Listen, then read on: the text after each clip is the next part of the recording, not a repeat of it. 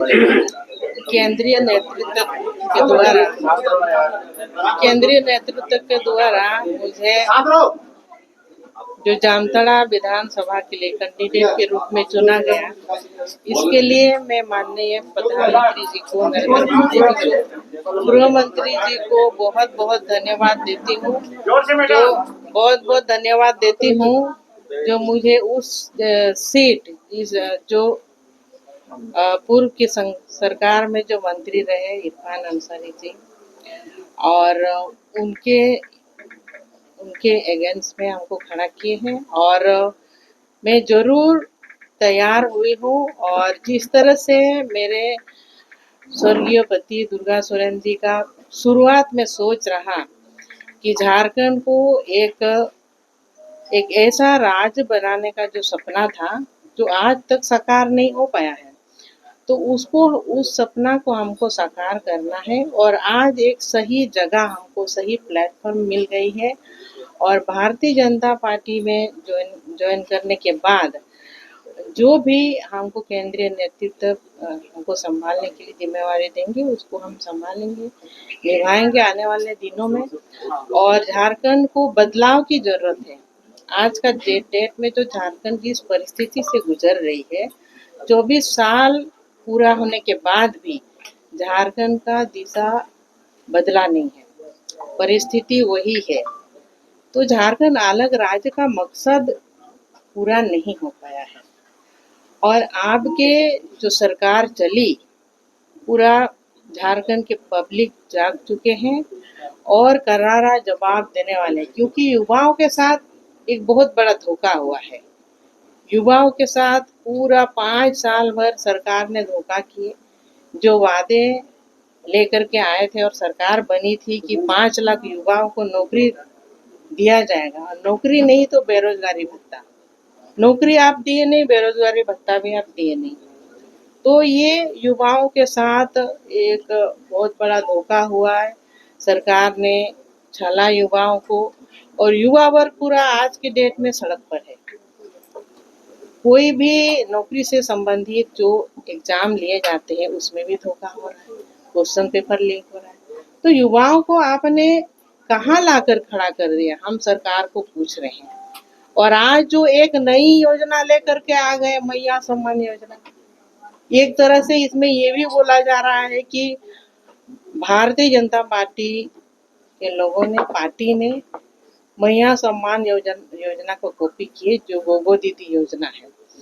तो हम सरकार में जो रहे मंत्रीगण, सभी से हम आज पूछना चाहते हैं, और उन लोगों ने किन से कॉपी किए? ये तो जो मध्य प्रदेश के सीएम रहे शिवराज सिंह चौहान जी, वहाँ उन्होंने पहले योजना लक्ष्मी लाडली योजना चालू किए थे, और उस योजना को देखते हुए आज जेएमएम सरकार ने भी वो योजना को चालू किया। लेकिन ये योजना भी उनके द्वारा जो चालू किया गया है, जो मैया सम्मान योजना, ये महिलाओं को सिर्फ एक दाना डालने के लिए और चुनाव का जो चारा बोला जाता है, वोट बैंक को बढ़ाने के लिए इस सोच के साथ में ये योजना को लेकर के आए हैं। और इसका हिसाब किताब खूब किया जा रहा है कि एक साल में वही एक महिला को इतना मिलेगा। तो अगर आप महिला को सम्मान दे रहे हैं, तो एक अधिकार के साथ, जब से सरकार बनी तो एक महिला का कितना होगा? महिला सम्मान योजना में एक महिला को कितना राशि मिलना चाहिए? 1.5 लाख रुपया। तो ये 1.5 लाख रुपया अगर एक महिला को दे दे, पूरा 5 साल जो सरकार चली, तो वो राशि जो उसको अधिकार के तहत मिलना चाहिए, तो हम भी सरकार को सपोर्ट करने के लिए तैयार है। नहीं, महिला को एक आप अच्छी सम्मान दे रहे हैं, लेकिन ये झूठा सम्मान नहीं चलने वाला है, क्योंकि जैसे ही दिसंबर महीना खत्म होगा, अब महिलाओं को कोई राशि मिलने वाला नहीं है, महिलाओं के खाते में जाने वाले नहीं है कोई राशि। अभी बहुत ध्यान के साथ अब पहली किस्त, दूसरी किस्त डाला जा रहा है। तो ये सिर्फ वोट बैंक को बढ़ाने के लिए ये योजना है, और कोई दूसरी नहीं। इतना पता नहीं चला था उस समय, ये जो चीज था एक नजर नहीं आ रहा था। चल तो रहा था लेकिन हमारे सामने वैसे कोई नजर नहीं आ रहा था। आप लोग जानते ही होंगे कि ये तो हाल फिलहाल में इसको देखा गया है आदिवासियों के साथ जो हो रहा है। जो वहाँ पर जो पाकुड़ में जो घटना हुई, जो हमारे आदिवासी जो केकेएम कॉलेज के जो हमारे बच्चे हैं, तो ये घटना और जो गाय बथान में घटना हुई, तो ये घटना दर्शाता है कि जो कॉलेज के लड़के लोग हैं वो इस तरह की घटना से वो लोग भी त्रस्त हैं। और ऐसे ही एक सड़कों पर उतरने वाले थे। एक बड़ा योजना उन लोगों ने तैयार किए थे कि इस तरह का जो बांग्लादेशी गुट बेटी जो आ रहे हैं उनको विरोध करने के लिए इन वक्त पर सरकार के टीम ने जो भी पुलिस वर्ग ने उनके ऊपर हमला किया। तो हम पूछना चाहते हैं कि सरकार जो हमारे आदिवासी बच्चे के साथ में इतना मारपीट हुआ, इतनी बड़ी घटना हुई, एक भी मंत्रीगण हमारे आदिवासी बच्चे के पक्ष में बोले नहीं। कोई क्यों नहीं बोले? क्या वो लोग आदिवासी नहीं? क्यों नहीं बोले? आज जो इरफान इतना बोल रहा है तो सरकार के तो कोई लोग बोले नहीं उनके पक्ष में। तो क्या आप आदिवासियों के साथ क्या कर रहे हैं तब? आदिवासी मुख्यमंत्री है तो यानी कि आप आदिवासियों के दुश्मन है। झारखंड ये मुद्दा रहेगा आपका वहाँ जामताड़ा? जी बिल्कुल रहेगा, क्योंकि ये आदिवासियों को एक टारगेट किया गया, एक समाप्त करने के लिए एक बहुत बड़ा साजिश। जो बांग्लादेशी जो घुसपैठी आ रहे हैं, आप क्यों आ रहे हैं सबको हम लोग जानते ही हैं। सीधा झारखंड के जो जमीन है, आदिवासियों का जमीन को कब्जा करने, आदिवासियों के जो हमारे बहनें हैं उनसे शादी किया जा रहा है। और इसमें पूरे तरह से हमारे जो संस्कृति है उस पर वार हो रहा है। तो आदिवासी हटे हैं और जो बांग्लादेशी जो रोहिंग्या बांग्लादेशी है उनकी संख्या बढ़ी है। और आने वाले दिनों में एक बहुत बड़ी खतरे की घंटी है आदिवासियों के ऊपर। तो हमारे समुदाय को हमें बचाना है, नहीं तो फिर ये जो है कि एक जैसे डायनासोर जो एक प्राणी है जो विलुप्त होते हुए जो विलुप्त हो गए हैं, वैसे ही आदिवासियों की भी एक ये हो जाएगा। अगर ये जो बांग्लादेशी जो रोहिंग्या बांग्लादेशी को अगर हम यहाँ से भगाएंगे नहीं तो यहाँ के जो आदिवासी की संख्या घट रही है और घटी है। तो इसीलिए इनको रक्षा करने के लिए आने वाले दिनों में हमारी सरकार बनेगी तो हम इस पर जबरदस्त तरीके से हम लोग काम करेंगे और ये समुदाय जो हमारे समुदाय है उनको बचाने। वोटों का जो भी समीकरण है, हम तो जामताड़ा ही नहीं, आप लोग जो बोले कोई नया जगह नहीं है। झारखंड का हर एक कोना मेरा पहचाना हुआ और हर एक कोना और हर एक कोई भी अगर विधानसभा से हमको लड़ा दिया जाए पार्टी का है तो हम लड़ने के लिए तैयार है। मेरे स्वर्गीय पति दुर्गा सोरेन जी, क्या वो एक ही जगह के पहचान के मोहताज थे?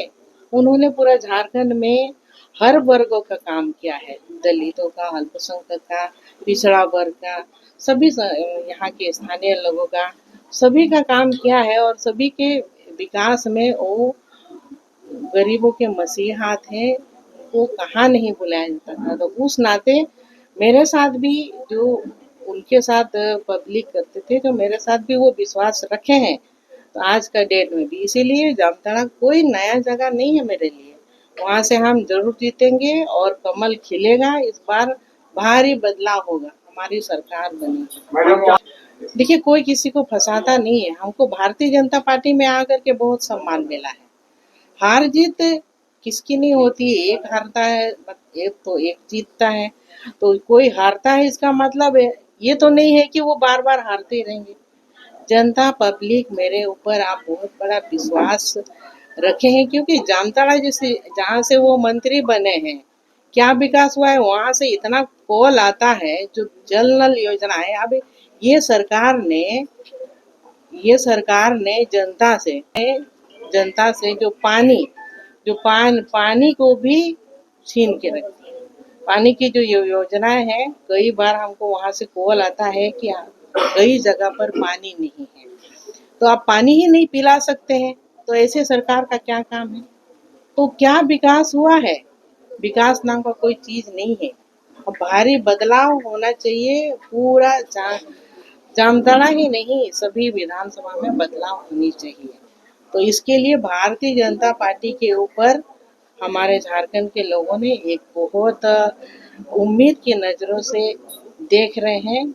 इस सरकार से तो पूरा तरह से मन हट चुका है। तो भारतीय जनता पार्टी की जब सरकार बनेगी तो सभी तरह का विकास का काम होगा और यहाँ के जनता, जो यहाँ के युवा वर्ग है, महिला वर्ग है, सबको लेकर के हम लोग चलने के लिए तैयार हैं। हमारी सरकार ये सरकार को जवाब देनी चाहिए, ये मेरा मुद्दा नहीं है। सरकार को जवाब देना चाहिए ना, मौजूदा सरकार थे उनसे आप लोग पूछते, क्योंकि कितनी घटनाएं हुई है, महिलाओं के ऊपर अत्याचार हुआ है। तो आज मैया सम्मान योजना निकाले हैं, महिलाओं को सुरक्षित करने के लिए कुछ जिम्मेवार कौन है? सरकार को हम पूछते हैं, आप लोग भी पूछिए। सिर्फ वोट बैंक बढ़ाने से काम नहीं होगा। महिलाओं को अपनी राज्य में किस तरह से सुरक्षित रखा जाए, उसके लिए क्या प्लानिंग है सरकार की? सीता जी जयश्री चुनाव लड़ रही हैं। देखिए, वो पार्टी के ऊपर है, पार्टी तय करते हैं जो उस पर हम है, और पार्टी के विरुद्ध हम कहीं से भी है नहीं, और हम इस पर हम कुछ बोलना नहीं चाहेंगे। वो निर्णय पार्टी का। बिल्कुल बिल्कुल, ये जो सरना धर्म कोड वो तो पास कर दिया गया, लेकिन उसके बाद भी सरकार ने उसके पीछे कुछ भी नहीं किया। अब पास करके भेज दिए दिल्ली, उसका क्या हुआ? आप दिल्ली तक आंदोलन करने क्यों नहीं गए भाई? क्योंकि केंद्रीय नेतृत्व को कैसे कैसे आप सुनाएंगे? आप बस यहाँ से भेज दिए, इसके बाद कोई मतलब नहीं है। आने वाले दिन में भारतीय जनता पार्टी ही सरना धर्म कोड को भी लेकर के आएंगे, ये आप लोग को आज हम आश्वस्त करते हैं। आप लंबे समय तक जेल में रहे।